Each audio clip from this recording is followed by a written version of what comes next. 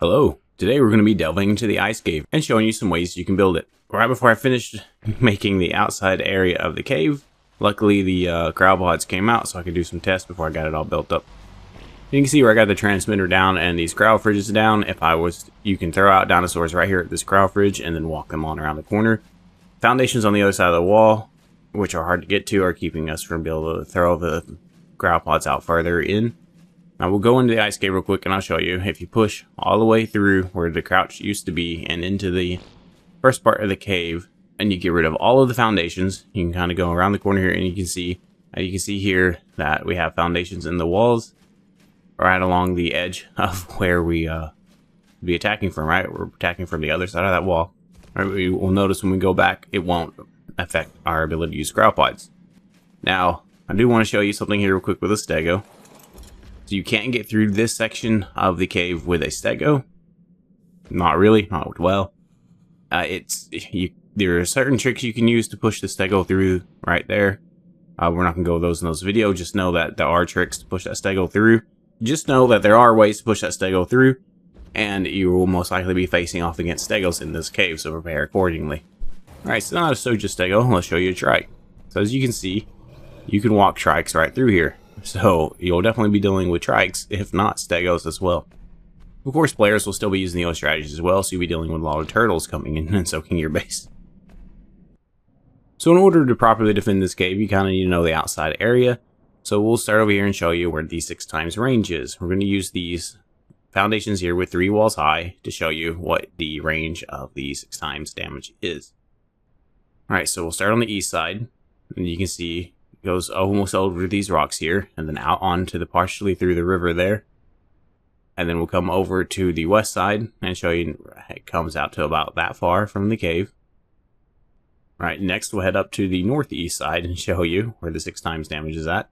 Now, if you notice the foundation with lots of walls on them, they go way up. That's just marking the edges of the cave underneath. That doesn't have to do with 6x damage. So as you can see, this small wall here is the end of 6x damage going to the northeast. And if we turn and look, go over the top of the little ice place there. There's another little one sitting there. You can see the 6x ends right on the other side of that. And we'll go over to it and take a closer look. So you can see it's right next to this big rock right on the other side of the ice. And then if you cut back down near the river there, and that's the end of the 6x damage. And you can see kind of where the edges of the cave is at here as we go along, right below the blue obby hill. Or right up maybe halfway through the hill. And it goes along, goes way over there, and then comes back. So you can see where these turrets are at. Directly under this is basically where the majority of turrets protect the first big opening into the ice cave are at, and enemies can place turrets here and kind of block your building in there. Keep that in mind in any cave base. If they place turrets on top of your cave as they blow turrets up inside, you won't be able to place more turrets. Alright, let's head into the ice cave. You can see we put just a bunch of walls there in the front just to kind of slow them down and cause them to use some more explosives to get in and just waste their time. And then we'll just spam this with foundations and fence railings or whatever else you want. You can put turrets up here. If you do put turrets here to shoot out at them as they're trying to come through, put them on this back wall here and just only use heavies. You don't really want to use tech because it would require tech generator to power them, right? And then they're getting through this part no matter what you put here. So they're going to get in. This is just how long does it take them to get in, right? And then once they get past this part, they get element. If you had a tech gen and tech turrets out there, it's not really worth the doing. So as you see, we can come back here and we can put a normal generator down, power those turrets, and you can just spam this with walls and walls or fence railings or whatever else you want to spam through here. If you have enough element that you can use tech, great. Tech will slow them down even more. Tech takes more explosives to get rid of. They could use tech weapons to get rid of it easier, but then they're burning through their element, and that's definitely worth it on your side. Alright, so just spam all the way in and make them have to just, if they want to that way, if they want to build their own corral in the cave, they're going to have to push and push and push all the way. The more resources an attacker has to burn through to get into your base, the more likely they are to have to leave. Right, they're only going to have a limited amount of explosives and element. Alright, so the next area you could slow them down in if you wanted is the old crouch point. I wouldn't put too many turrets here. I would just put a few here so that you can fight them if you're online. If you're not online, this place will fall really fast anyway. So as you can see, we can just put a few turrets here Again, you could use tech if you wanted, but they would get the shards if they took out the tech turrets. And that wall is in range of tech weapons.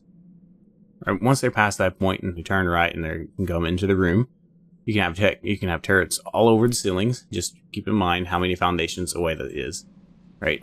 You don't want to put tech turrets any closer than 18 foundations. As you can see, we have heavies all over the place, hanging from the side to make it harder for them to push through here.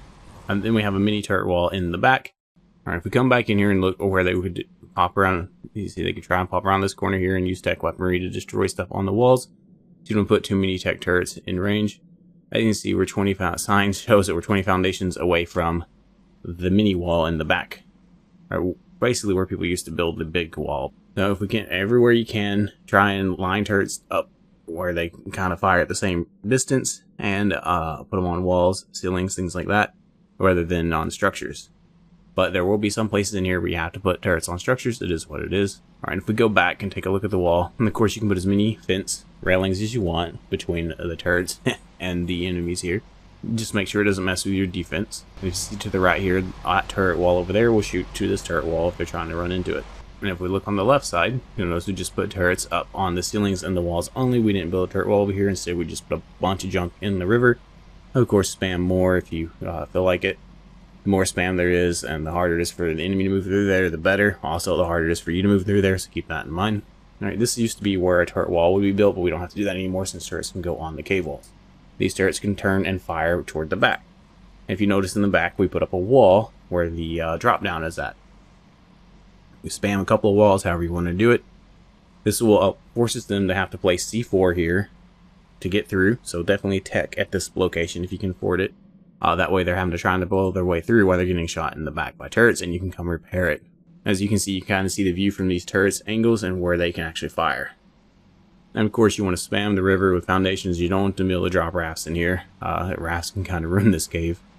I don't recommend putting fence railings out into the water up toward the entrance there, because you're going to be running gigas and thylas and things through there, and if you have the fence railings, you're just going to mess yourself up and potentially be in a bad spot. Of course, if you want to do it, I mean, it's up to you. If you're not planning on actually defending, you're just hoping to passively defend, then the more railings on the ground, the better you are. Now in these cave builds I'm doing, I'm going through and building them out, and I may not finish spamming, I may not finish throwing in all the stuff I would. So a couple of things to keep in mind. Spam everywhere, railings everywhere. Just make sure that it's not detrimental to your ability to defend the location. I work several jobs, so I'm not going to be able to completely build these caves 100% of the way you would build them. So I'm showing you kind of where the best defense spots are and an idea how to build in those spots. There is no perfect way to build anything in this game. Anything you build will have some kind of weakness that can be exploited. So on the right here you have a couple of choices. I would build a wall over here, but you could instead put turrets along the ceiling and along the pillar there. But a wall will allow focused fire, which will be better because they come out into this room and these turrets have quite a ways to shoot them. I wouldn't worry too much about them destroying structures with tech. Now as we approach this wall, you can see that these turrets, some of this is, you can see double door frames on some, and you can see pillars on others, so testing a few different things. At the time of building all this, I hadn't realized how weak pillars were, so I have videos I think that I've updated on that information already. If they're not out already, they will be. So there will be some PvP tips and building tricks that you can check out. Basically, pillars snap to one point, either at the top or the bottom, depending on where you started building them, and when you break that one point, they all fall. Not really worth using on walls anymore. So double door frames are the way to go. And you see when we're behind the wall, we have several anchor points to keep the wall from falling whenever pieces of it get destroyed. You can even use like triangle ceilings at different angles throughout there. As you can see, we kind of did. That will help prevent the wall from falling as well. As we go into the back of the cave, there's this cool little place where you can lift up, and there's this shelf here. Alright, you can put a tech generator there and it covers a decent amount of this area, and you can put some turrets up here to protect it. You would definitely want some turrets up here even if you don't have a generator, and foundations and things like that to keep people from building on the other side in the mesh. And those turrets will keep people from grappling up there as they're running around in the cave if they're trying to get behind your wall somehow. Alright, and then something a lot of players like to do when they're building these this wall here in the middle is on the right side. They like to put their vaults and everything like that. You can put a teleporter there, but you really shouldn't be putting anything that LOS's turrets there. Alright, so where you would actually want to put your vaults and things like that for base defense, for quick grabbing in your beds and things, and all your air conditioners, is back behind this wall, down in the ramp a little bit. Alright, this way the turrets can still shoot anybody who's down here messing around your beds and stuff. And you can quickly re-gear as you die. You can just quickly re-gear right here. Of course, you don't want to leave gear up here when you're offline, but these air conditioners lined along the pillars here will keep you from freezing to death while you're putting your gear on. Alright, and this is the part of the ice cave that's the most important. Once they're past this part of the ice cave, they're pretty much going to have free range to the rest of your ice cave, and no matter how you build the next areas. They're not great places throughout the rest of the ice cave to really to stop anyone. But we will go ahead and go show you a couple of places in the back of the cave. Now keep in mind, within caves, if you can afford the generators and the element and all that to keep powering it, you can place turrets as you go along the ceilings, walls, things like that, just to slow them down. Turrets are not the best defense in the game. They're not that strong, and unless you can have like somewhere between 50 and 100 focus firing, you're not going to stop very many people from moving through. But a few spread out along the walls and ceilings throughout the hallways in this cave will buy you some time. Not a lot, but some. That may be enough for you to ruin a raid, or at least get your gear and dinos out before they get to the loot room. So the next potential slowdown is going to be this here, which would probably be just the room like right after the best breeding room in this cave. And if you're using tech generators, you can go ahead and throw some tech turrets up in here, but if like not, again, well, if they've already taken your first wall down, they probably have plenty of element anyway, so at that point, it probably doesn't matter. You can put some tech turrets up in here and some tech generators. As you can see, you can get a few turrets on the walls here and on the ground, and probably some more up on the ceilings, and you could really, like, put a bunch of turrets in here. You could probably get maybe 25 to 30 turrets in here. We just put a few just to show you where you could place them. And that'll slow them down a little bit, and maybe you can even have some people standing there fighting them. And of course, you want to have spam everywhere. But the next area really is going to be here. Alright, so you can see I put doors up where we'll be out of turret range, so you can fill this whole area up with walls, foundations, whatever, to slow people down all the way up through here. Force them to waste their C4, their C4 to go through here, so they're burning through all their weapons. And then, as you can see, right, so as you can see ahead, we have a turret wall. I don't recommend turret walls, but in this area, it's about the best you can do.